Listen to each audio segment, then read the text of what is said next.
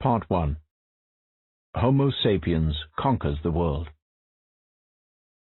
What is the difference between humans and all other animals? How did our species conquer the world? Is Homo sapiens a superior life form, or just the local bully? 2. The Anthropocene. With regard to other animals, humans have long since become gods. We don't like to reflect on this too deeply, because we have not been particularly just or merciful gods. If you watch the National Geographic Channel, go to a Disney film, or read a book of fairy tales, you might easily get the impression that planet Earth is populated mainly by lions, wolves, and tigers, who are an equal match for us humans. Simba the Lion King holds sway over the forest animals. Little Red Riding Hood tries to evade the big bad wolf, and little Mowgli bravely confronts Shere Khan the tiger. But in reality, they are no longer there. Our televisions, books, fantasies, and nightmares are still full of them. But the Simbas, Shere Khans, and big bad wolves of our planet are disappearing. The world is populated mainly by humans and their domesticated animals. How many wolves live today in Germany, the land of the Grimm brothers, Little Red Riding Hood, and the big bad wolf? Less than 100. And even these are mostly Polish wolves that stole over the border in recent years. In contrast, Germany is home to 5 million domesticated dogs. Altogether, about 200,000 wild wolves still roam the earth, but there are more than 400 million domesticated dogs. The world contains 40,000 lions, compared to 600 million house cats, 900,000 African buffalo, versus 1.5 billion domesticated cows, 50 million penguins, and 20 billion chickens. Since 1970, despite growing ecological awareness, wildlife populations have halved. Not that they were prospering in 1970.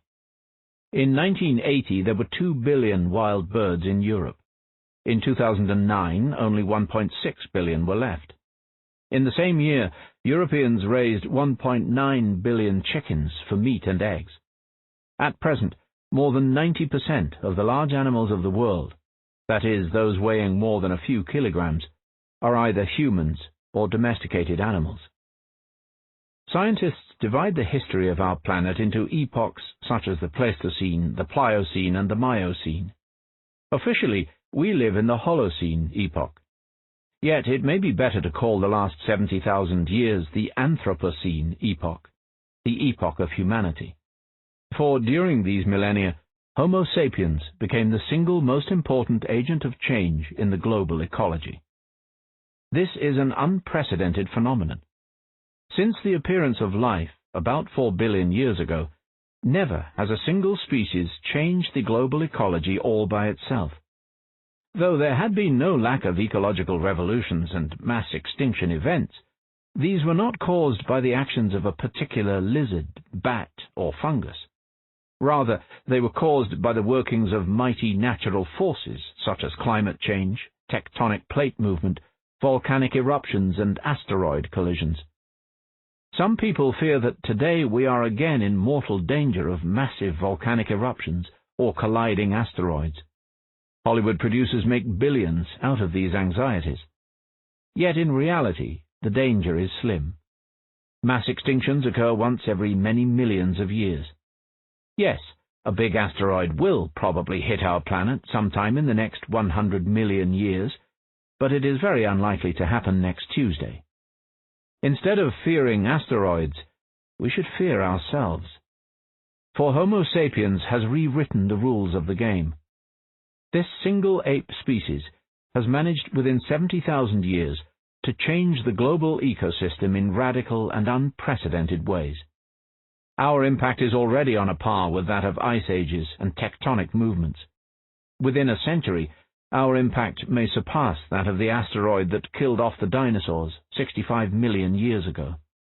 That asteroid changed the trajectory of terrestrial evolution, but not its fundamental rules, which have remained fixed since the appearance of the first organisms 4 billion years ago. During all those eons, whether you were a virus or a dinosaur, you evolved according to the unchanging principles of natural selection. In addition, no matter what strange and bizarre shapes life adopted, it remained confined to the organic realm. Whether a cactus or a whale, you were made of organic compounds.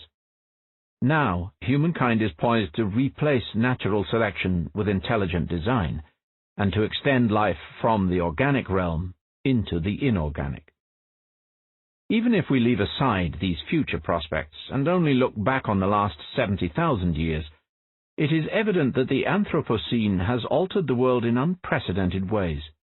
Asteroids, plate tectonics, and climate change may have impacted organisms all over the globe, but their influence differed from one area to another. The planet never constituted a single ecosystem. Rather, it was a collection of many loosely connected ecosystems. When tectonic movements joined North America with South America, it led to the extinction of most South American marsupials, but had no detrimental effect on the Australian kangaroo. When the last ice age reached its peak 20,000 years ago, jellyfish in the Persian Gulf and jellyfish in Tokyo Bay both had to adapt to the new climate. Yet, since there was no connection between the two populations, each reacted in a different way, evolving in distinct directions. In contrast, sapiens broke the barriers that had separated the globe into independent ecological zones. In the Anthropocene, the planet became for the first time a single ecological unit. Australia, Europe, and America continued to have different climates and topographies, yet humans caused organisms from throughout the world to mingle on a regular basis, irrespective of distance and geography. What began as a trickle of wooden boats has turned into a torrent of aeroplanes, oil tankers, and giant cargo ships that crisscross every ocean and bind every island and continent. Consequently, the ecology of, say, Australia can no longer be understood without taking into account the European mammals or American microorganisms that flood its shores and deserts. Sheep, wheat, rats, and flu viruses that humans brought to Australia during the last 300 years are today far more important to its ecology than the native kangaroos and koalas. But the Anthropocene isn't a novel phenomenon of the last few centuries. Already tens of thousands of years ago, when our Stone Age ancestors spread from East Africa to the four corners of the earth, they changed the flora and fauna of every continent and island on which they settled. They drove to extinction all the other human species of the world, 90% of the large animals of Australia, 75% of the large mammals of America, and about 50% of all the large land mammals of the planet, and all before they planted the first wheat field, shaped the first metal tool, wrote the first text, or struck the first coin. Large animals were the main victims because they were relatively few and they bred slowly. Compare, for example, mammoths, which became extinct, to rabbits, which survived.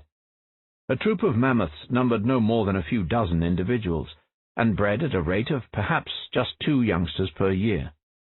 Hence, if the local human tribe hunted just 3 mammoths a year, it would have been enough for deaths to outstrip births, and within a few generations the mammoths disappeared. Rabbits, in contrast, bred like rabbits. Even if humans hunted hundreds of rabbits each year, it was not enough to drive them to extinction. Not that our ancestors planned on wiping out the mammoths. They were simply unaware of the consequences of their actions. The extinction of the mammoths and other large animals may have been swift on an evolutionary timescale, but slow and gradual in human terms.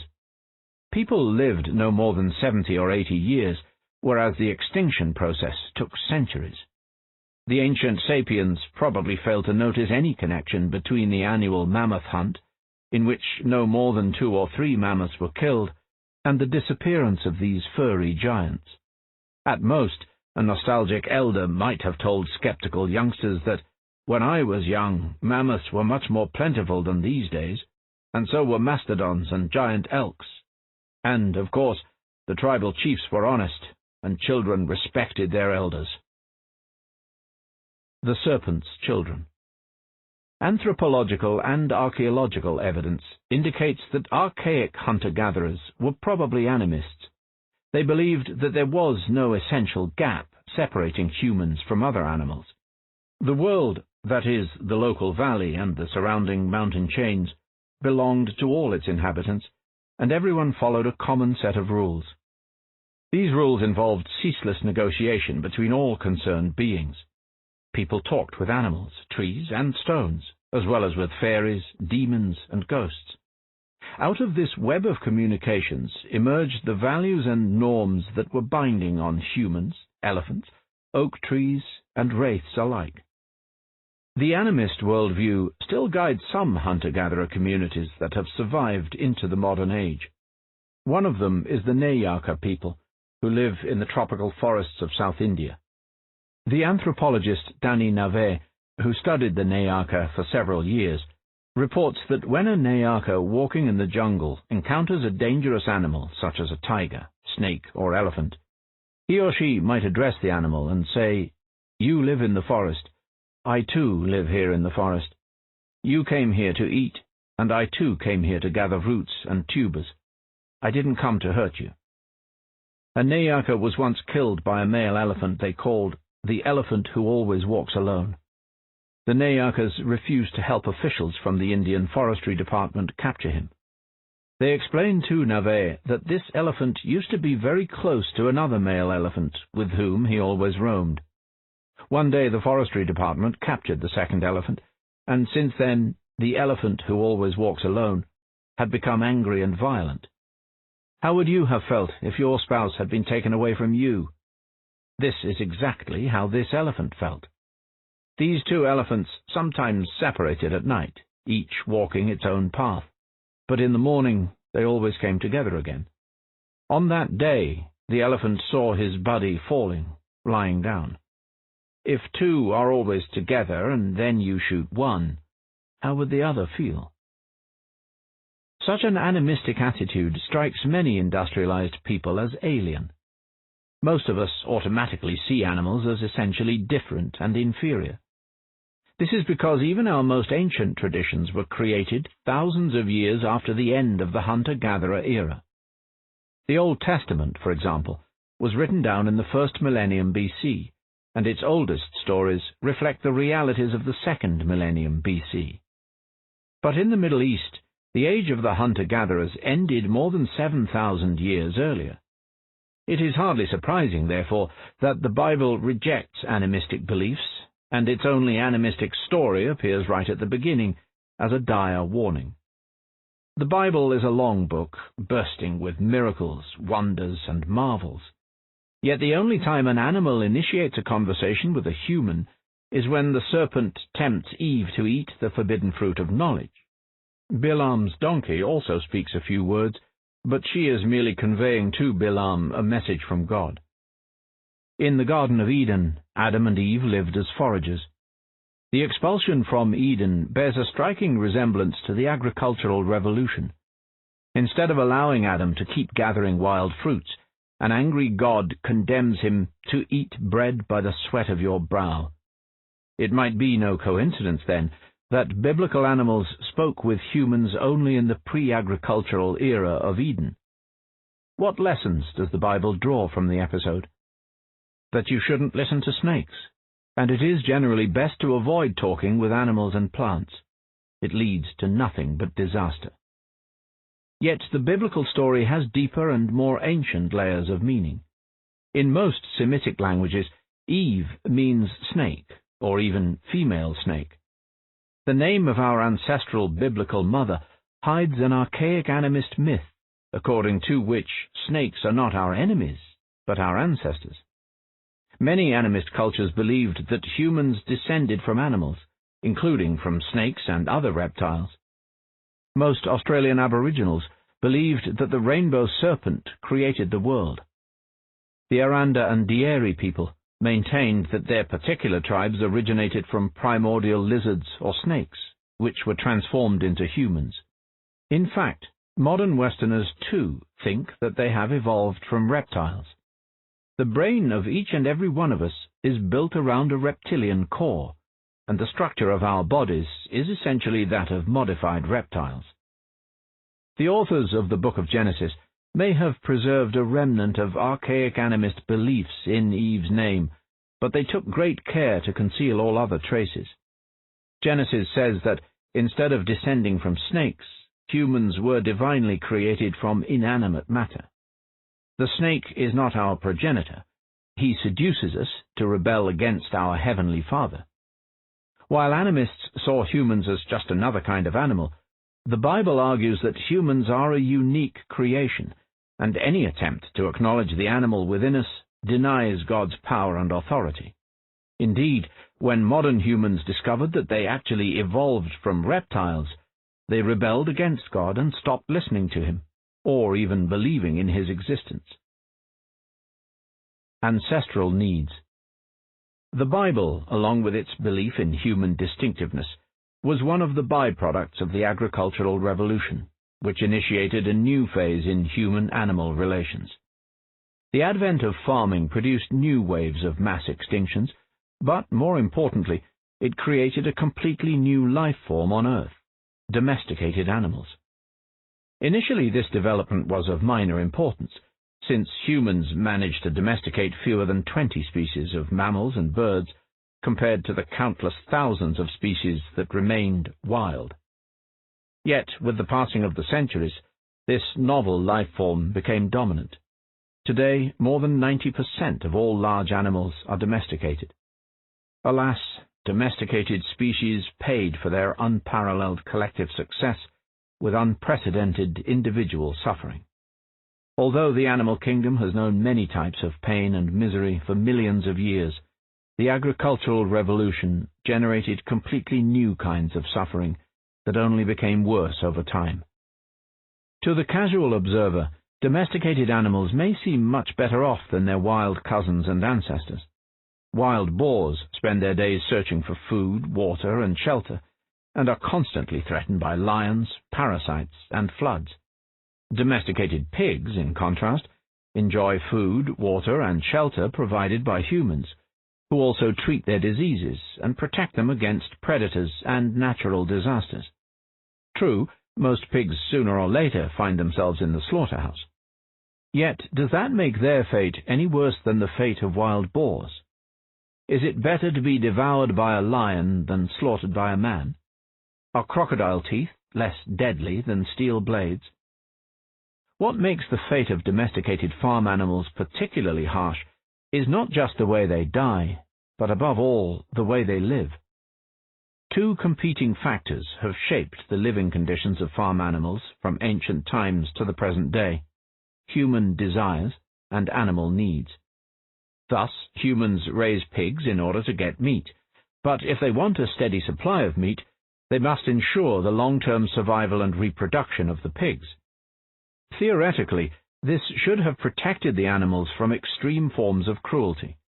If a farmer did not take good care of his pigs, they would soon die without offspring, and the farmer would starve. Unfortunately, humans can cause tremendous suffering to farm animals in various ways, even while ensuring their survival and reproduction. The root of the problem is that domesticated animals have inherited from their wild ancestors many physical, emotional, and social needs that are redundant on human farms. Farmers routinely ignore these needs without paying any economic penalty. They lock animals in tiny cages, mutilate their horns and tails, separate mothers from offspring, and selectively breed monstrosities. The animals suffer greatly, yet they live on and multiply. Doesn't that contradict the most basic principles of natural selection? The theory of evolution maintains that all instincts, drives, and emotions have evolved in the sole interest of survival and reproduction. If so, doesn't the continuous reproduction of farm animals prove that all their real needs are met? How can a pig have a need that is not really needed for his survival and reproduction? It is certainly true that all instincts, drives, and emotions evolved in order to meet the evolutionary pressures of survival and reproduction. However, if and when these pressures suddenly disappear, the instincts, drives, and emotions they had shaped do not disappear with them, at least not instantly. Even if they are no longer instrumental for survival and reproduction, these instincts, drives, and emotions continue to mold the subjective experiences of the animal. For animals and humans alike, agriculture changed selection pressures almost overnight, but it did not change their physical, emotional, and social drives. Of course, evolution never stands still, and it has continued to modify humans and animals in the 12,000 years since the advent of farming.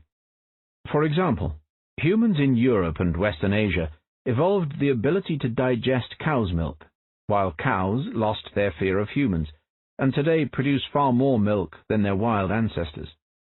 Yet these are superficial alterations. The deep sensory and emotional structures of cows, pigs, and humans alike haven't changed much since the Stone Age. Why do modern humans love sweets so much? Not because in the early 21st century we must gorge on ice cream and chocolate in order to survive. Rather, it is because when our Stone Age ancestors came across sweet fruit or honey, the most sensible thing to do was to eat as much of it as quickly as possible. Why do young men drive recklessly, get involved in violent arguments, and hack confidential internet sites? Because they are following ancient genetic decrees that might be useless and even counterproductive today, but that made good evolutionary sense 70,000 years ago. A young hunter who risked his life chasing a mammoth outshone all his competitors and won the hand of the local beauty, and we are now stuck with his macho genes. Exactly the same evolutionary logic shapes the lives of pigs, sows, and piglets in human-controlled farms. In order to survive and reproduce in the wild, ancient boars needed to roam vast territories, familiarize themselves with their environment, and beware of traps and predators. They further needed to communicate and cooperate with their fellow boars, forming complex groups dominated by old and experienced matriarchs. Evolutionary pressures consequently made wild boars, and even more so wild sows, highly intelligent social animals, characterized by a lively curiosity and strong urges to socialize, play, wander about, and explore their surroundings. A sow born with some rare mutation that made her indifferent to her environment and to other boars was unlikely to survive or reproduce. The descendants of wild boars, domesticated pigs, inherited their intelligence, curiosity, and social skills. Like wild boars, domesticated pigs communicate using a rich variety of vocal and olfactory signals. Mother sows recognize the unique squeaks of their piglets, whereas 2-day-old piglets already differentiate their mother's calls from those of other sows. Professor Stanley Curtis of the Pennsylvania State University trained 2 pigs, named Hamlet and Omelette, to control a special joystick with their snouts, and found that the pigs soon rivaled primates in learning and playing simple computer games. Today, most sows in industrial farms don't play computer games. They are locked by their human masters in tiny gestation crates, usually measuring 2 meters by 60 centimeters. The crates have a concrete floor and metal bars, and hardly allow the pregnant sows even to turn around or sleep on their side, never mind walk. After 3.5 months in such conditions, the sows are moved to slightly wider crates, where they give birth and nurse their piglets. Whereas piglets would naturally suckle for 10 to 20 weeks, in industrial farms they are forcibly weaned within 2 to 4 weeks, separated from their mother, and shipped to be fattened and slaughtered. The mother is immediately impregnated again and sent back to the gestation crate to start another cycle. The typical sow would go through 5 to 10 such cycles before being slaughtered herself. In recent years, the use of crates has been restricted in the European Union and some U.S. states, but the crates are still commonly used in many other countries, and tens of millions of breeding sows pass almost their entire lives in them. The human farmers take care of everything the sow needs in order to survive and reproduce. She is given enough food, vaccinated against diseases, protected against the elements, and artificially inseminated. From an objective perspective, The sow no longer needs to explore her surroundings, socialize with other pigs, bond with her piglets, or even walk. But from a subjective perspective, the sow still feels very strong urges to do all of these things, and if these urges are not fulfilled, she suffers greatly. Sows locked in gestation crates typically display acute frustration, alternating with extreme despair. This is the basic lesson of evolutionary psychology. A need shaped thousands of generations ago continues to be felt subjectively, even if it is no longer necessary for survival and reproduction in the present. Tragically, the agricultural revolution gave humans the power to ensure the survival and reproduction of domesticated animals, while ignoring their subjective needs. Organisms are algorithms. How can we be sure that animals such as pigs actually have a subjective world of needs, sensations, and emotions? Aren't we guilty of humanizing animals? That is, ascribing human qualities to non-human entities, like children believing that dolls feel love and anger. In fact, attributing emotions to pigs doesn't humanize them. It mammalizes them. For emotions are not a uniquely human quality. They are common to all mammals, as well as to all birds, and probably to some reptiles and even fish. All mammals evolved emotional abilities and needs, and from the fact that pigs are mammals, we can safely deduce that they have emotions.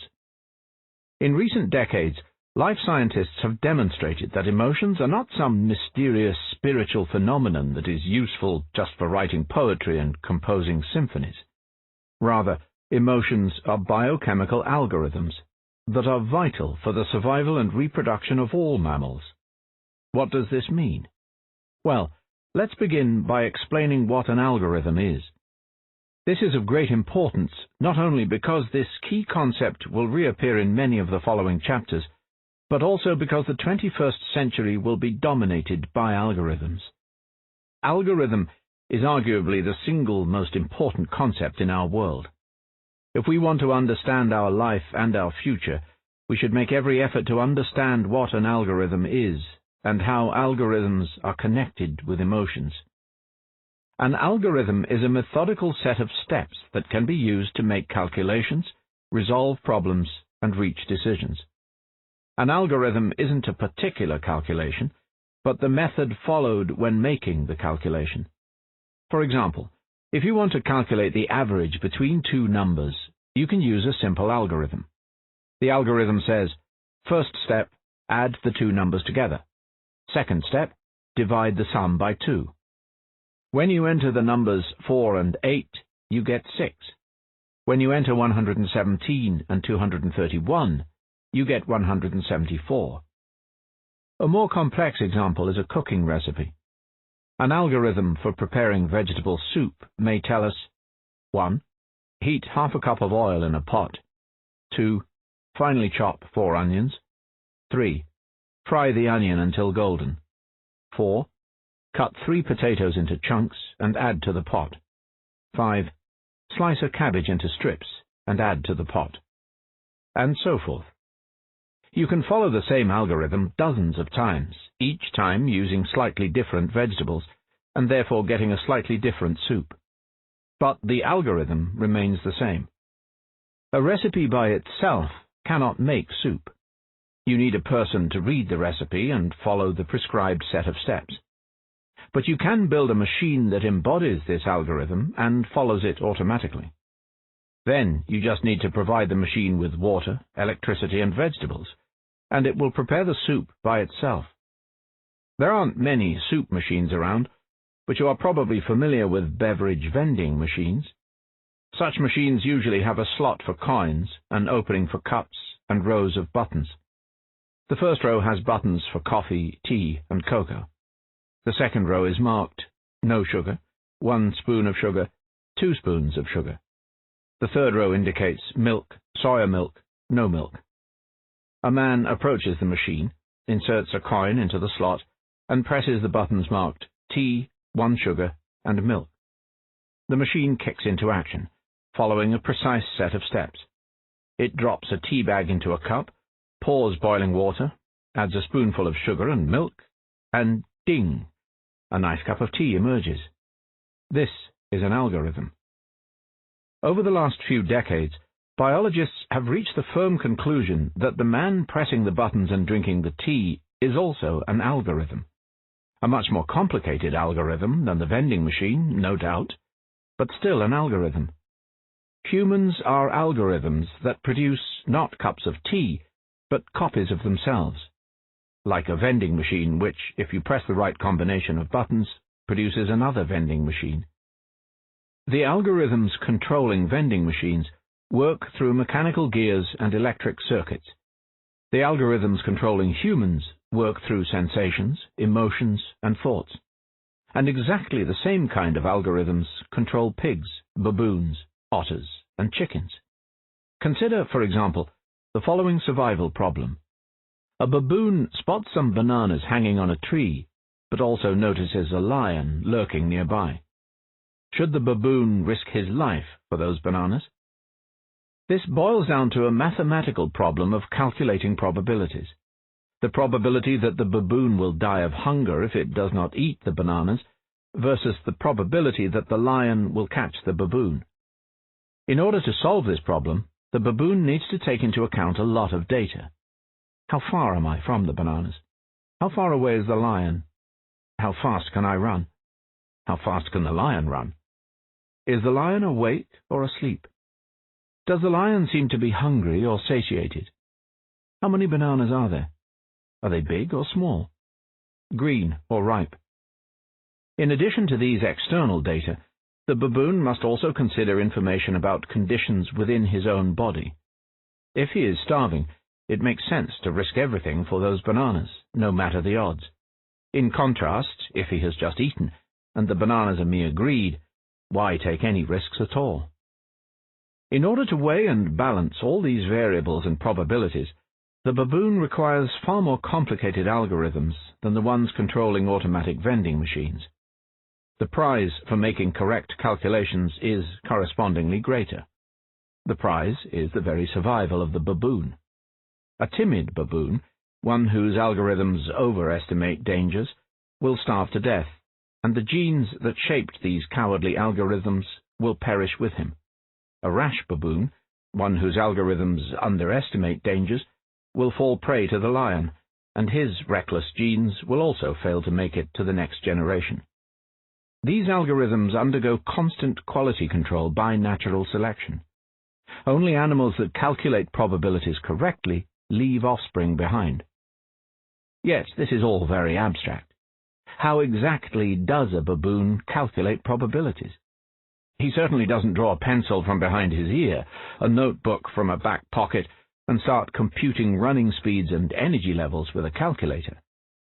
Rather, the baboon's entire body is the calculator. What we call sensations and emotions are in fact algorithms. The baboon feels hunger.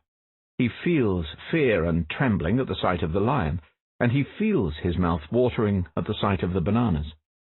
Within a split second, he experiences a storm of sensations, emotions, and desires, which is nothing but the process of calculation. The result will appear as a feeling. The baboon will suddenly feel his spirit rising, his hairs standing on end, his muscles tensing, his chest expanding, and he will inhale a big breath and, "Forward, I can do it! To the bananas!" Alternatively, he may be overcome by fear. His shoulders will droop, his stomach will turn, his legs will give way, and, "Mama, a lion! Help!" Sometimes the probabilities match so evenly that it is hard to decide. This, too, will manifest itself as a feeling. The baboon will feel confused and indecisive. Yes, no. Yes, no. Damn! I don't know what to do. In order to transmit genes to the next generation, it is not enough to solve survival problems. Animals also need to solve reproduction problems too, and this depends on calculating probabilities.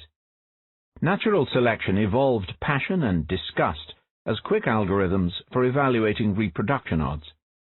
Beauty means good chances for having successful offspring. When a woman sees a man and thinks, "Wow, he is gorgeous," and when a peahen sees a peacock and thinks, "Jesus, what a tail," they are doing something similar to the automatic vending machine.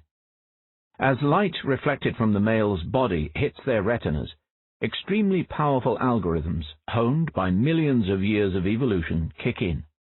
Within a few milliseconds, the algorithms convert tiny cues in the male's external appearance into reproduction probabilities and reach the conclusion, in all likelihood, this is a very healthy and fertile male with excellent genes.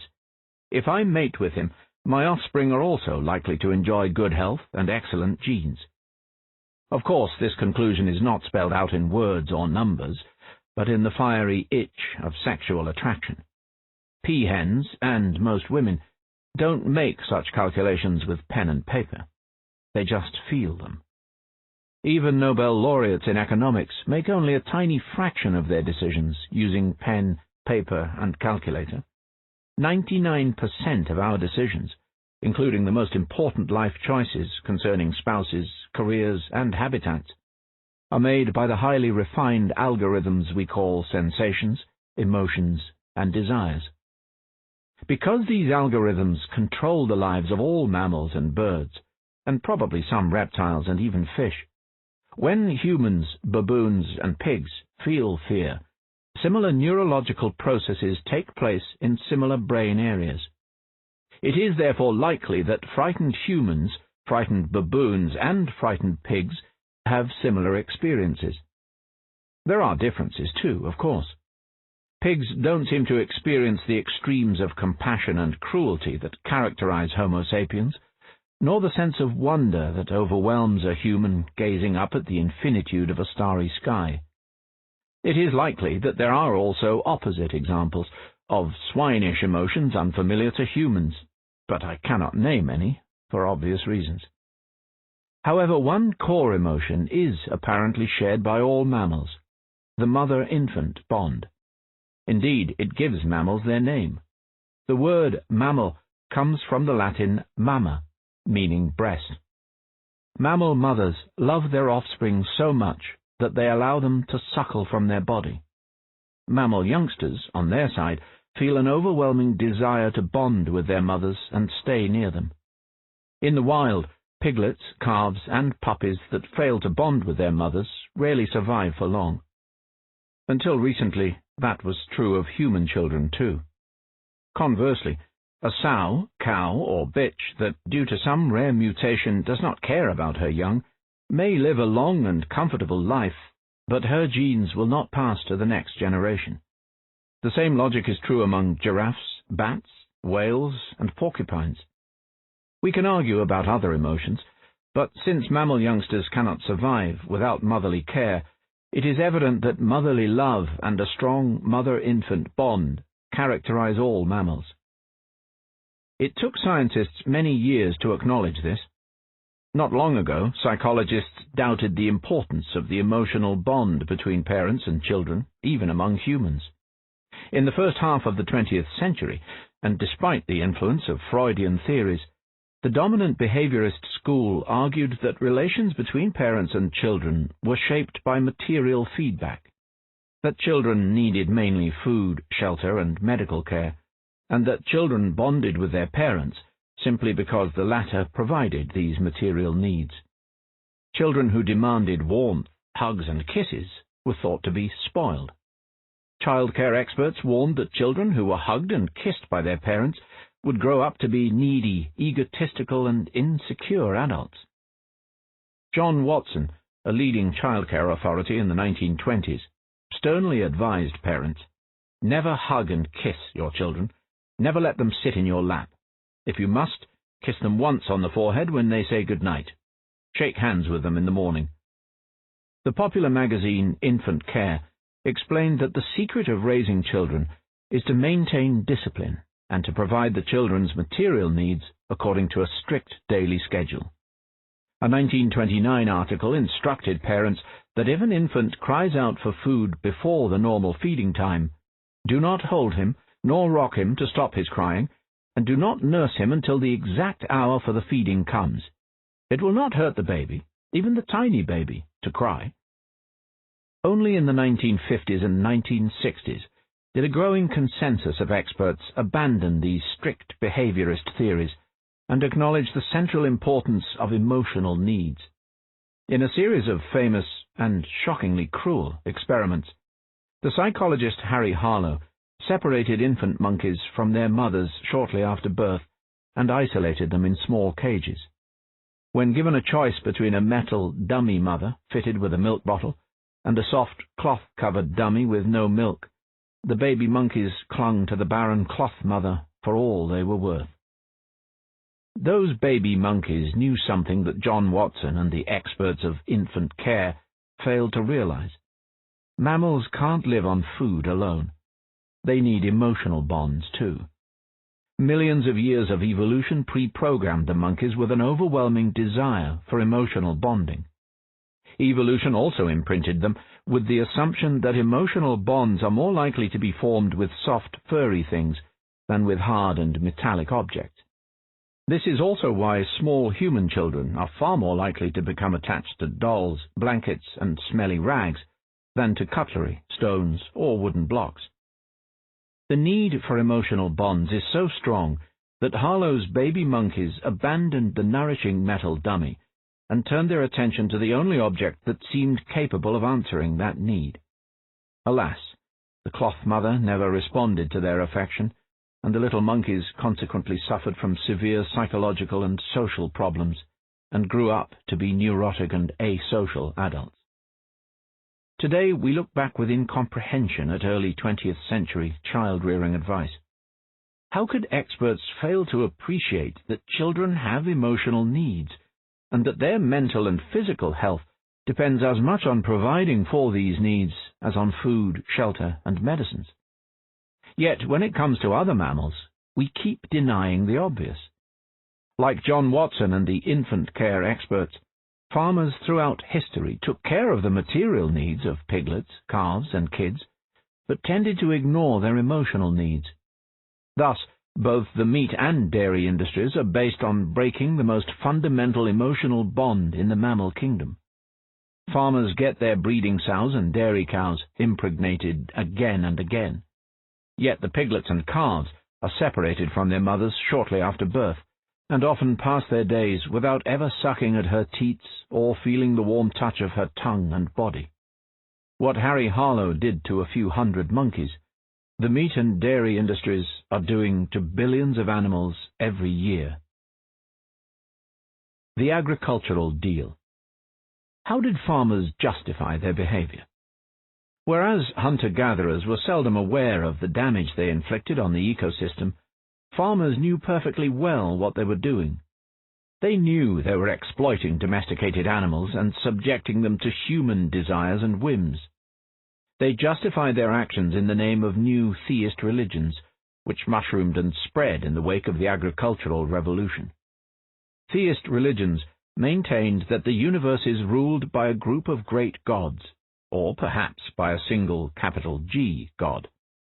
We don't normally associate this idea with agriculture, but at least in their beginnings, theist religions were an agricultural enterprise. The theology, mythology, and liturgy of religions such as Judaism, Hinduism, and Christianity revolved at first around the relationship between humans, domesticated plants, and farm animals. Biblical Judaism, for instance, catered to peasants and shepherds. Most of its commandments dealt with farming and village life, and its major holidays were harvest festivals. People today imagine the ancient temple in Jerusalem as a kind of big synagogue where priests clad in snow-white robes welcomed devout pilgrims, melodious choirs sang psalms, and incense perfumed the air. In reality, it looked much more like a cross between a slaughterhouse and a barbecue joint than a modern synagogue. The pilgrims did not come empty-handed. They brought with them a never-ending stream of sheep, goats, chickens, and other animals, which were sacrificed at the god's altar and then cooked and eaten. The psalm-singing choirs could hardly be heard over the bellowing and bleating of calves and kids.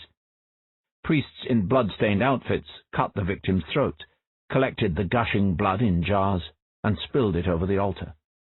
The perfume of incense mixed with the odors of congealed blood and roasted meat, while swarms of black flies buzzed just about everywhere. See, for example, Numbers chapter 28, Deuteronomy chapter 12, and 1 Samuel chapter 2.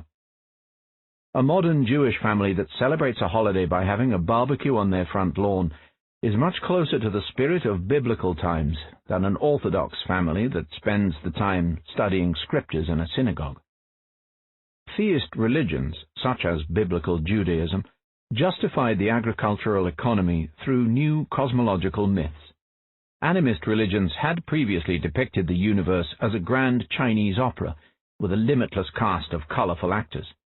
Elephants and oak trees, crocodiles and rivers, mountains and frogs, ghosts and fairies, angels and demons, each had a role in the cosmic opera.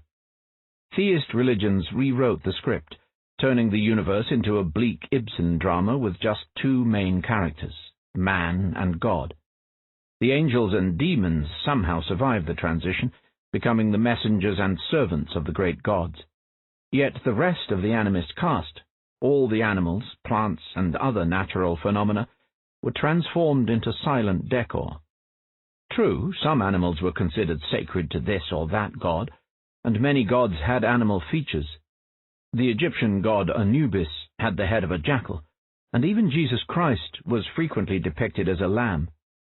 Yet ancient Egyptians could easily tell the difference between Anubis and an ordinary jackal sneaking into the village to hunt chickens, and no Christian butcher ever mistook the lamb under his knife for Jesus.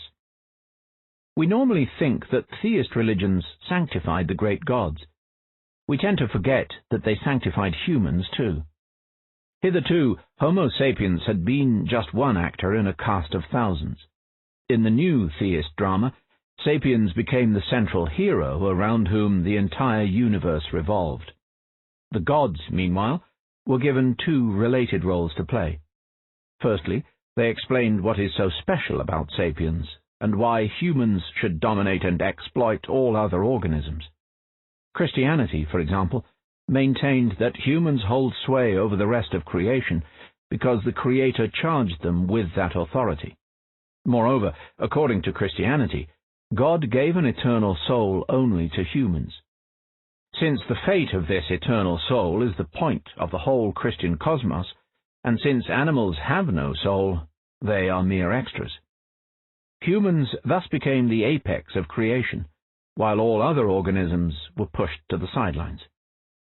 Secondly, the gods had to mediate between humans and the ecosystem. In the animistic cosmos, everyone talked with everyone directly. If you needed something from the caribou, the fig trees, the clouds, or the rocks, you addressed them yourself. In the theist cosmos, all non-human entities were silenced. Consequently, you could no longer talk with trees and animals. What to do, then, when you wanted the trees to give more fruits, the cows to give more milk, the clouds to bring more rain, and the locusts to stay away from your crops? That's where the gods entered the picture. They promised to supply rain, fertility, and protection, provided humans did something in return. This was the essence of the agricultural deal. The gods safeguarded and multiplied farm production, and in exchange humans had to share the produce with the gods. This deal served both parties, at the expense of the rest of the ecosystem. Today in Nepal, devotees of the goddess Godimai celebrate her festival every 5 years in the village of Bariapur. A record was set in 2009 when 250,000 animals were sacrificed to the goddess. A local driver explained to a visiting British journalist that, if we want anything, and we come here with an offering to the goddess, within 5 years all our dreams will be fulfilled. Much of theist mythology explains the subtle details of this deal. The Mesopotamian Gilgamesh epic recounts that when the gods sent a great deluge to destroy the world, almost all humans and animals perished. Only then did the rash gods realize that nobody remained to make any offerings to them. They became crazed with hunger and distress. Luckily, one human family survived, thanks to the foresight of the god Enki, who instructed his devotee Utnapishtim to take shelter in a large wooden ark along with his relatives and a menagerie of animals. When the deluge subsided and this Mesopotamian Noah emerged from his ark, the first thing he did was sacrifice some animals to the gods. Then, tells the epic, all the great gods rushed to the spot. The gods smelled the savor. The gods smelled the sweet savor. The gods swarmed like flies around the offering.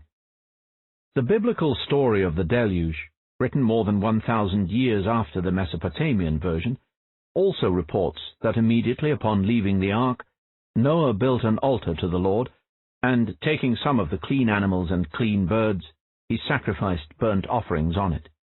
The Lord smelled the pleasing aroma, and said in his heart, "Never again will I curse the ground because of humans."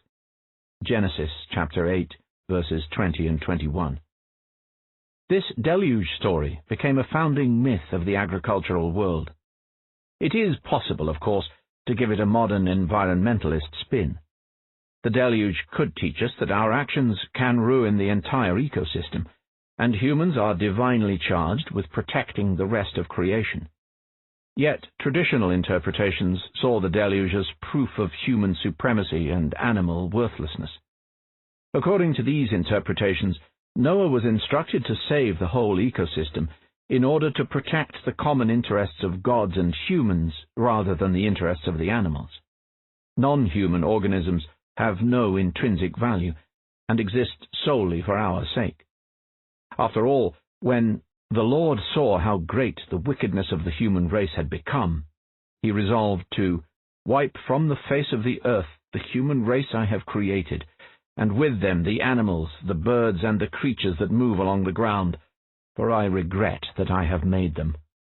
Genesis chapter 6, verse 7.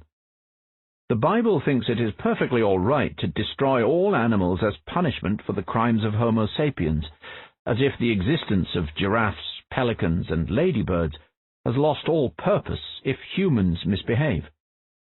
The Bible could not imagine a scenario in which God repents having created Homo sapiens, wipes this sinful ape off the face of the earth, and then spends eternity enjoying the antics of ostriches, kangaroos, and panda bears. Theist religions nevertheless have certain animal-friendly beliefs. The gods gave humans authority over the animal kingdom, but this authority carried with it some responsibilities. For example, Jews were commanded to allow farm animals to rest on the Sabbath, and, whenever possible, to avoid causing them unnecessary suffering. Though, whenever interests clashed, human interests always trumped animal interests. A Talmudic tale recounts how on the way to the slaughterhouse, a calf escaped and sought refuge with Rabbi Yehuda HaNasi, one of the founders of rabbinical Judaism. The calf tucked his head under the rabbi's flowing robes and started crying. Yet the rabbi pushed the calf away, saying, "Go, you were created for that very purpose." Since the rabbi showed no mercy, God punished him, and he suffered from a painful illness for 13 years. Then, one day, a servant cleaning the rabbi's house found some newborn rats and began sweeping them out. Rabbi Yehuda rushed to save the helpless creatures, instructing the servant to leave them in peace, because God is good to all and has compassion on all he has made. Psalms 145, chapter 9.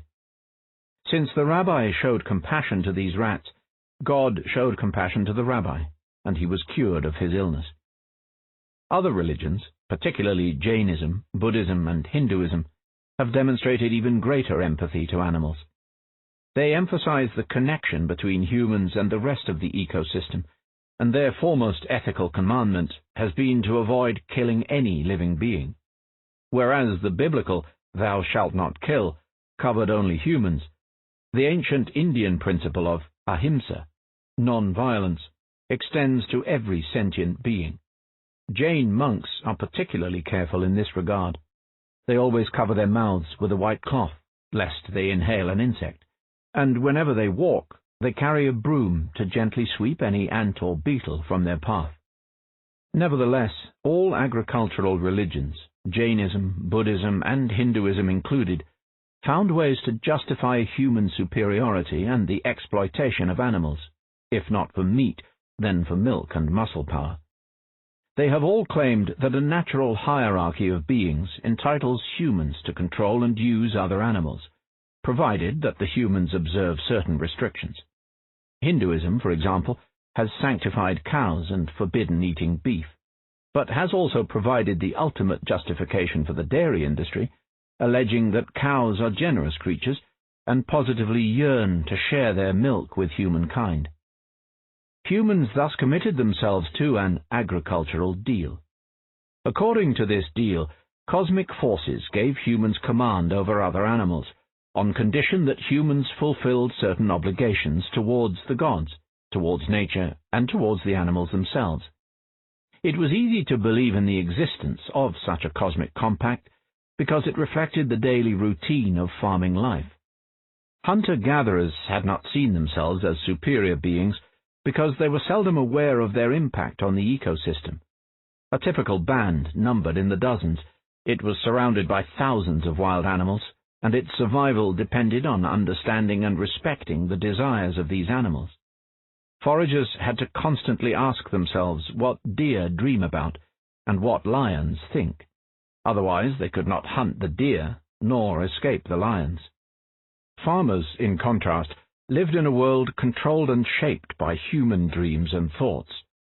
Humans were still subject to formidable natural forces, such as storms and earthquakes, but they were far less dependent on the wishes of other animals. A farm boy learned early on to ride a horse, harness a bull, whip a stubborn donkey, and lead the sheep to pasture. It was easy and tempting to believe that such everyday activities reflected either the natural order of things or the will of heaven. It is no coincidence that the Nayaka of southern India treat elephants, snakes, and forest trees as beings equal to humans, but have a very different view of domesticated plants and animals. In the Nayaka language, a living being possessing a unique personality is called mansan. When probed by the anthropologist Danny Nave, they explained that all elephants are mansan. We live in the forest, they live in the forest. We are all mansan. So are bears, deer, and tigers, all forest animals. What about cows? Cows are different. You have to lead them everywhere. And chickens? They are nothing. They are not mansan. And forest trees? Yes, they live for such a long time. And tea bushes? Oh, these I cultivate so that I can sell the tea leaves and buy what I need from the store. No, they aren't mansan. We should also bear in mind how humans themselves were treated in most agricultural societies. In biblical Israel or medieval China, it was common to whip humans, enslave them, torture, and execute them. Humans were considered as mere property. Rulers did not dream of asking peasants for their opinions and cared little about their needs. Parents frequently sold their children into slavery or married them off to the highest bidder. Under such conditions, ignoring the feelings of cows and chickens was hardly surprising. 500 years of solitude. The rise of modern science and industry brought about the next revolution in human-animal relations. During the agricultural revolution, humankind silenced animals and plants and turned the animist grand opera into a dialogue between man and gods. During the scientific revolution, humankind silenced the gods too. The world was now a one-man show. Humankind stood alone on an empty stage, talking to itself, negotiating with no one, and acquiring enormous powers without any obligations. Having deciphered the mute laws of physics, chemistry, and biology, humankind now does with them as it pleases. When an archaic hunter went out to the savannah, he asked the help of the wild bull, and the bull demanded something of the hunter. When an ancient farmer wanted his cows to produce lots of milk, he asked some great heavenly god for help, and the god stipulated his conditions. When the white-coated staff in Nestlé's Research and Development Department want to increase dairy production, they study genetics, and the genes don't ask for anything in return. But just as the hunters and farmers had their myths, so do the people in the R&D department.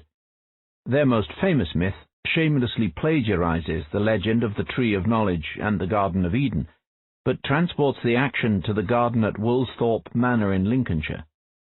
According to this myth, Isaac Newton was sitting there under an apple tree when a ripe apple dropped on his head. Newton began wondering why the apple fell straight downwards rather than sideways or upwards. His inquiry led him to discover gravity and the laws of Newtonian mechanics. Newton's story turns the tree of knowledge myth on its head. In the Garden of Eden, the serpent initiates the drama, tempting humans to sin, thereby bringing the wrath of God down upon them. Adam and Eve are a plaything for serpent and God alike. In contrast, in the Garden of Woolsthorpe, man is the sole agent. Though Newton himself was a deeply religious Christian, who devoted far more time to studying the Bible than the laws of physics, the scientific revolution that he helped launch pushed God to the sidelines. When Newton's successors came to write their Genesis myth, they had no use for either God or serpent. The Garden of Woolsthorpe is run by blind laws of nature, and the initiative to decipher these laws is strictly human. The story may begin with an apple falling on Newton's head, but the apple did not do it on purpose. In the Garden of Eden myth, humans are punished for their curiosity and for their wish to gain knowledge. God expels them from paradise. In the Garden of Woolsthorpe myth, nobody punishes Newton, just the opposite. Thanks to his curiosity, humankind gains a better understanding of the universe, becomes more powerful, and takes another step towards the technological paradise. Untold numbers of teachers throughout the world recount the Newton myth to encourage curiosity, implying that if only we gain enough knowledge, we can create paradise here on earth. In fact, God is present even in the Newton myth. Newton himself is God. When biotechnology, nanotechnology, and the other fruits of science ripen, Homo sapiens will attain divine powers and come full circle back to the biblical tree of knowledge. Archaic hunter-gatherers were just another species of animal. Farmers saw themselves as the apex of creation. Scientists will upgrade us into gods. Whereas the agricultural revolution gave rise to theist religions, the scientific revolution gave birth to humanist religions, in which humans replaced gods. While theists worship theos, Greek for God, humanists worship humans. The founding idea of humanist religions such as liberalism, communism, and Nazism is that Homo sapiens has some unique and sacred essence that is the source of all meaning and authority in the universe. Everything that happens in the cosmos is judged to be good or bad according to its impact on Homo sapiens. Whereas theism justified traditional agriculture in the name of God, humanism has justified modern industrial farming in the name of man. Industrial farming sanctifies human needs, whims, and wishes, while disregarding everything else. Industrial farming has no real interest in animals, which don't share the sanctity of human nature. And it has no use for gods, because modern science and technology give humans powers that far exceed those of the ancient gods. Science enables modern firms to subjugate cows, pigs, and chickens to more extreme conditions than those prevailing in traditional agricultural societies. In ancient Egypt, in the Roman Empire, or in medieval China, humans had only a rudimental understanding of biochemistry, genetics, zoology, and epidemiology. Consequently, their powers of manipulation were limited. In those days, pigs, cows, and chickens ran free among the houses, and searched for edible treasures in the rubbish heap and in the nearby woods. If an ambitious peasant had tried to confine thousands of animals in a crowded coop, a deadly epidemic would probably have resulted, wiping out all the animals as well as many of the villagers. No priest, shaman, or god could have prevented it. But once modern science deciphered the secrets of epidemics, pathogens, and antibiotics, industrial coops, pens, and pigsties became feasible. With the help of vaccinations, medications, hormones, pesticides, central air conditioning systems, and automatic feeders, It is now possible to pack tens of thousands of pigs, cows, or chickens into neat rows of cramped cages and produce meat, milk, and eggs with unprecedented efficiency. In recent years, as people began to rethink human-animal relations, such practices have come under increasing criticism. We are suddenly showing unprecedented interest in the fate of so-called lower life forms, perhaps because we are about to become one.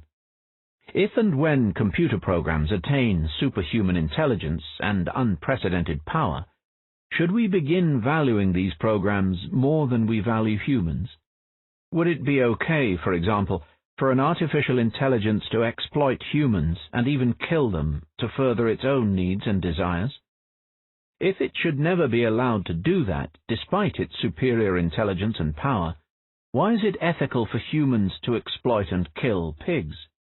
Do humans have some magical spark, in addition to higher intelligence and greater power, which distinguishes them from pigs, chickens, chimpanzees, and computer programs alike? If yes, where did that spark come from, and why are we certain that an AI could never acquire it?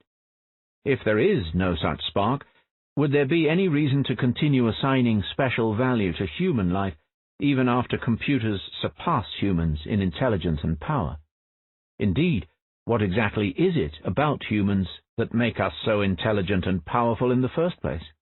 And how likely is it that non-human entities will ever rival and surpass us? The next chapter will examine the nature and power of Homo sapiens, not only in order to comprehend further our relations with other animals, but also to appreciate what the future might hold for us, and what relations between humans and superhumans might look like.